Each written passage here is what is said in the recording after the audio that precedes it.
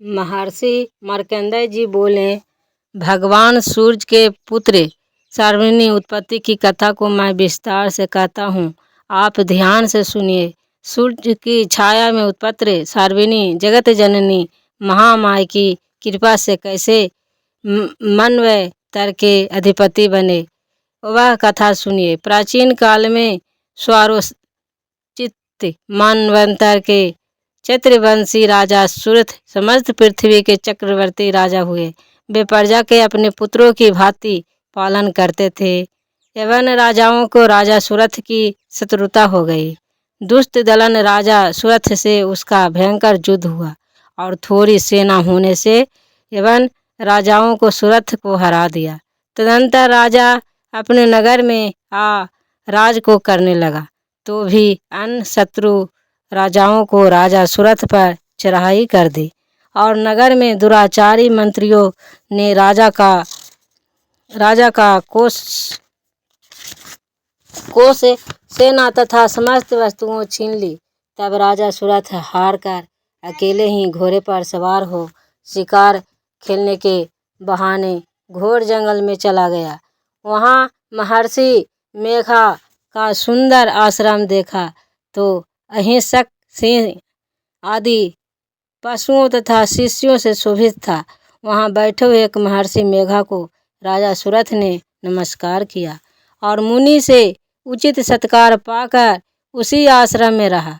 कुछ काल के बाद फिर वह अपने राज तथा प्रजा की चिंता में विचारने लगा कि जिस राज को मेरे पूर्वजों ने भली भांति चलाया और प्रजा का पालन किया, वह आज मुझसे चला गया।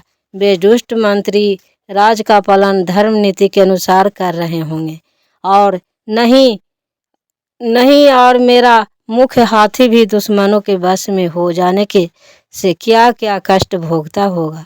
जो आज्ञाकारी नौकर नित प्रशंसा से धन और भोजन प्राप्त करते थे, अब उन दुष्ट राजाओं को आश्रय में रहकर कष्ट पाते होंगे। मंत्री राज के धन को कुमार्ग में व्यर्थ ही अव्यय करते होंगे। जो धन मेरे पूर्वजों ने बड़े कष्ट से संग्रह किया था, सो नष्ट हो गया होगा। इस प्रकार वह राजा राज की सभी बातों को चिंता करने लगा। कुछ समय पश्चात एक दिन आश्रम के समीप एक वैश्य को आते देखा तो राजा ने उससे पूछा कि अरे भाई, तुम कौन हो और यहाँ क्यों आए हो? तुम्हारा मलिन मुख सुख युक्त क्यों दिखाई देता है? इस प्रकार राजा सुरथ की बातों को सुनकर उस समाधि नाम के वैश्य ने राजा सुरथ से कहा कि हे राजन, मैं समाधि नाम का एक वैश्य हूँ। मेरा जन्म धनवान कुल में हुआ। मेरे दुष्ट स्त्री पुरुष आदि ने मुझे धन के लोभ में घर से निकाल दिया, मेरा धन छीन लिया और मैं धन स्त्री पुत्र से रहित हूँ। अब मैं अकेला दुखी होकर इस वन में आया हूँ।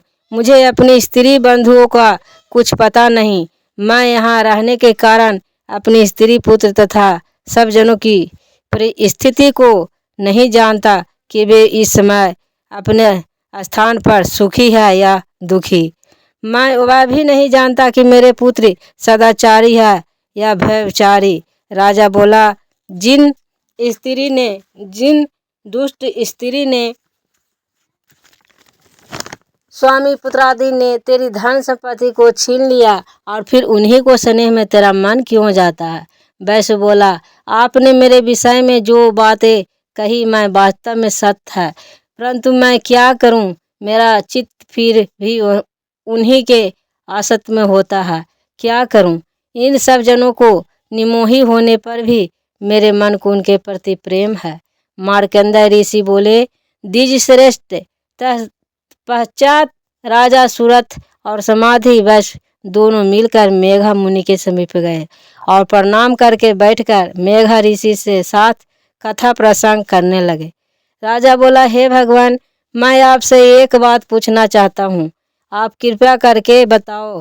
हे महाराज, मेरा मन बस में नहीं है, इससे मन दुखित हो गए है और राज तथा अन्य सभी स्त्री पुत्र बांधवों की ममता मुझ में अभी तक बनी हुई है।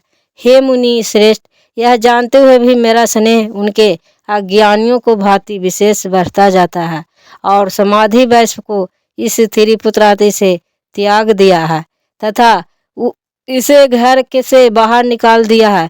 यह भी उनके अत्यंत आसक्त रहता है और इसी तरह हम दोनों बहुत दुखी हैं। हे महाभाग, उनके दोषों को जानते हुए भी हम दोनों को हृदय उनके प्रति ममता और आसक्त रहता है। इतना ज्ञान होते हुए भी ऐसी ममता क्यों है? हम दोनों को अज्ञानियों की भांति मूर्खता क्यों उत्पन्न हो रही है? महर्षि मेघा ने कहा, समस्त जंतुओं को जानते जो ज्ञान होता है। हे महाभाग, सभी प्राणी पृथक पृथक होते हैं। कोई दिन में नहीं देखते तो कोई रात्रि में नहीं देखने, और कोई दिन रात्रि का समान रूप से देखते हैं तो पुरुष ज्ञान युक्त है। यह सत्य है, इसमें संदेह नहीं। केवल उनमें ही नहीं, सभी पशु पक्षी में मृगादि ने भी मनुष्य को भांति ज्ञान होता है, वह स्थल ज्ञान होता है। और मनुष्यों को आहार आदि की इच्छा उत्पन्न होती है, वैसे ही पशु पक्षी की को भी आहार विहार निद्रा मैथुन आदि की इच्छा होती है। भूखे होने पर भी ममता बस अपने बच्चों को चोंच में स्नेह से चुंगी देकर प्रसन्न होते हैं। हे राजन, मनुष्य भी अपने पुत्र पौत्रों से इसी भांति बर्ताव करते हैं। वह पालन पोषण इसी इच्छा में करते हैं कि जब हमारी वृद्धावस्था आवेगी तब हमारा भी पालन पोषण करेंगे। क्या यह तुम नहीं देखते कि पुत्रादि उनका भरण पोषण ना भी करे तो माता पिता करते ही हैं, क्योंकि विश्व की स्थिति को रखने वाली महामाया के प्रभाव से भी मुंह के गड्ढे में डाल दिए हैं गए हैं। इसमें कोई आश्चर्य नहीं है, क्योंकि यह भगवान विष्णु की योग निद्रा जिससे संसार मोहित हो जाता है, और यही भगवान की महामाया है। वह भगवती देवी बड़े ज्ञानियों से चित्त को जबरदस्ती खींचकर मुंह में डाल देती है। इस देवी ने चराचर विश्व को उत्पन्न किया है, और यही देवी प्रसन्न होकर भक्तों को वरदान देगी जिससे मुक्ति मिलती है। वही मुक्ति को परम हेतु और सनातनी ब्रह्म ज्ञान स्वरूप विद्या राजा बोले, हे भगवान, आप जिसे महामाया कहते हैं वह कौन सी देवी है? यह कैसे उत्पन्न हुई और इसका क्या कार्य है? उसका स्वभाव स्वरूप उत्पत्ति आदि से विषय में सुनना चाहता हूँ, जो आप सभी वृत्तांत मुझे सुनाइए। ऋषि ने कहा, वह देवी नित्य है और चराचर में व्याप्त है, तथापि उनकी भी उत्पत्ति अनेक भांति से है। उन कथा में तुम मुझसे सुनो। या भगवती देवताओं को भी कार्य सिद्धि के लिए उत्पन्न होती है, और वह आजमा उत्पन्न कहलाती है।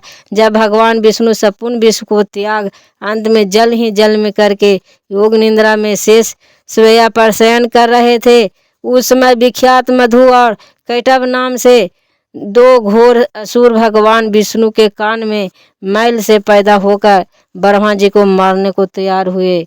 ब्रह्मा विष्णु भगवान के नाभि कमल पर स्थित थे।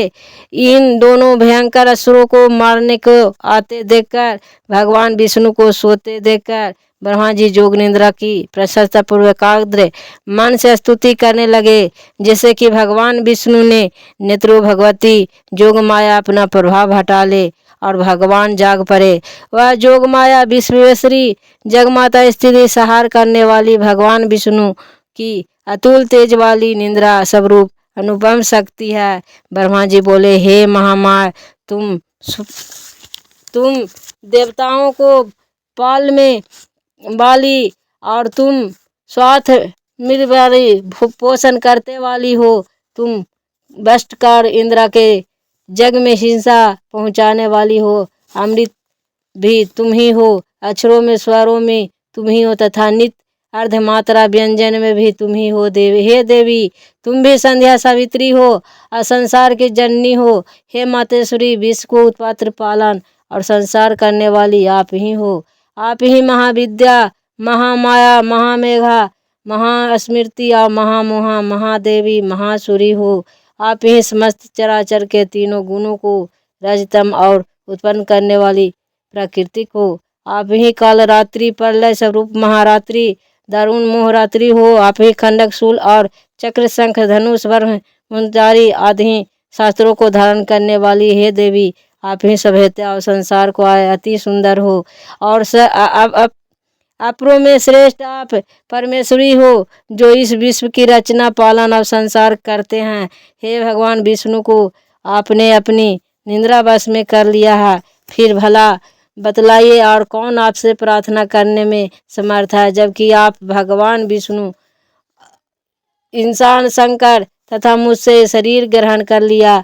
आप भी अपने प्रभाव से स्वयं प्राश्रित मधु और कैटम नाम से इस महादुष्टों को आप मोह लीजिए और विश्वपति भगवान अच्युत को जगाइए। इन दोनों महाअसुरों को संहार करने के लिए भगवान की बुद्धि दीजिए। ऋषि बोले, हे इस प्रकार जब ब्रह्मा जी ने मधु और कैटभ असुरों को संहार कर लिए भगवान विष्णु को जगाने के लिए तपसी देवी से प्रार्थना की, तो उसी समय भगवान विष्णु के नयन, मुख, नाक, भुजा और वृष स्थल में निकलकर अत्यंत जोग माया उत्पत्तित हो गई। जोग निंद्रा ने भगवान जा गए। तदंतर भगवान विष्णु इस पराक्रमी वीर्यवान मधु और कैटभ असुरों को देखा। ब्रह्मा जी को खाने के लिए जिनकी आंखें लाल हो रही थी, तब भगवान विष्णु के शेष सवैया पर से उठकर असुरों को 5000 वर्ष बाहु युद्ध किया। अति बलशाली और महामंत दोनों असुरों को महामाया में मोहित कर रखा था। अतः दुष्टों ने भगवान से कहा कि आप हमसे वरदान मांगो। और भगवान ने कहा कि यदि तुम मुझ पर प्रसन्न हो तो मेरे हाथ से तुम्हारी मृत्यु हो, मैं तो केवल यही वर चाहता हूँ। ऋषि ने कहा, इसी भांति जब भगवान ने उनसे यह वरदान ले लिया तो वे भगवान से कहने लगे कि हमें स्वतः जल ही जल दिखाई देता है, इसलिए भगवान हमारा वध उस स्थान पर कीजिए जहाँ पृथ्वी पर पानी न हो। ऋषि मेघा ने कहा कि तब भगवान विष्णु ने शंख चक्र गदा धारण किए और उसे तथास्तु कह दोनों को सिर अपनी जांघों पर रखकर चक्र से काट दिए। इस प्रकार वह महामाया देवी श्री ब्रह्मा जी की प्रार्थना करने से स्वयं उत्पन्न हुई। और राजन, मैं अब उसे प्रभाव को बताता हूँ, आप ध्यान से सुने। आज का पहला अध्याय गुरु बहनाम गुरु भाई खत्म हुई। मैं अगले दिन आपको दूसरा अध्याय बताऊंगी, इसलिए आपसे अपनी वाणी पर विश्राम करती हूँ। आप लोग को प्रणाम करती हूँ, माँ देवी दुर्गा को प्रणाम करती हूँ।